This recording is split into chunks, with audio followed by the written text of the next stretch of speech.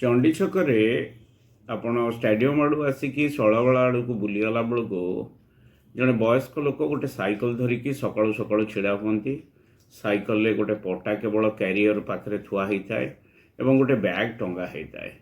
ଆପଣ ତାଙ୍କୁ ଦେଖିଲେ ଲାଗିବେନି ଯେ ସେ ଏଠି କ'ଣ କରୁଛନ୍ତି, କି ବ୍ୟବସାୟ କରୁଛନ୍ତି। କିନ୍ତୁ ସତ ହେଉଛି ସେ 40 ବର୍ଷ ହେଲାଣି ସେଠି ଗୋଟେ ଛୋଟିଆ ମୋବାଇଲ ପାନ ଦୋକାନ କରିଛନ୍ତି। କଡ଼ରେ ସେ 2-4ଟି ଇଟା ପକାଇକି ବସିଥାନ୍ତି।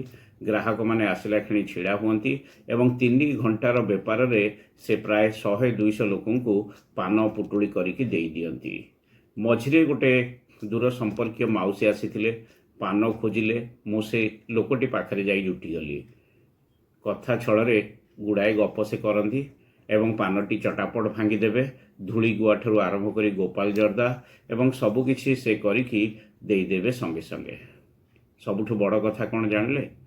3 ଘଣ୍ଟା ବେପାରରେ ସେ ଟଙ୍କା 1000-1500 ବିକିକି ଘରକୁ ପଳାନ୍ତି। ପୁଣି ସନ୍ଧ୍ୟାବେଳେ ସେ ଏମିତି 2-3 ଘଣ୍ଟାରେ ଆଉ 1000 ଟଙ୍କା ବେପାର କରି ପଳାନ୍ତି। ସେ ନିଜେ ତାଙ୍କ ଆଡ଼ୁ କହିଲେ, ଏଇଭଳି ବେପାର କରି ମୋ ପରିବାର ଚଳାଉଛି। 40 ବର୍ଷରେ କିଛି ଅସୁବିଧା ହେଇନାହିଁ। ଲୋକମାନଙ୍କୁ ମୁଁ ଭଲ ପାନ ଦେଉଛି, କ୍ୱାଲିଟି ଦେଉଥିବାରୁ ସମସ୍ତେ ଖୋଜି ଖୋଜି ଆସୁଛନ୍ତି। ଦିନେ 2 ଦିନ ମୁଁ ଯଦି ନ ରହିଲି ତାହେଲେ ଘର ପର୍ଯ୍ୟନ୍ତ ପଳାଉଛନ୍ତି। ମନକୁ ଆସିଲା ଲୋକଟାରି କଥା।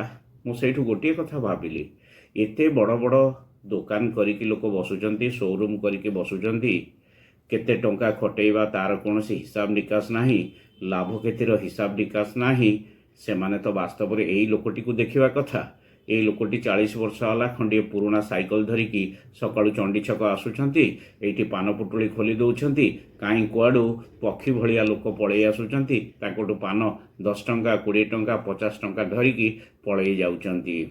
ଆଜିକାଲିର ଯେଉଁ ବେପାର, ଶୋ ବେପାରରେ ଲାଭ ନାହିଁ, ଖାଲି ଖର୍ଚ୍ଚ ଅଧିକ। ଆଉ ଯେଉଁମାନେ ବେପାରକୁ ଆସୁଛନ୍ତି, ମୋତେ ଲାଗିଲା ଏଇ ଚଣ୍ଡୀ ଛକର ମୋବାଇଲ ପାନ ଦୋକାନୀ ମଉସାକୁ ଯଦି ଦେଖନ୍ତେ ତାହେଲେ ସବୁକିଛି ଜାଣିପାରନ୍ତେ। ବେପାରରେ 2 ପଇସା ଭଲ ଲାଭ ହୁଅନ୍ତା ତାଙ୍କର।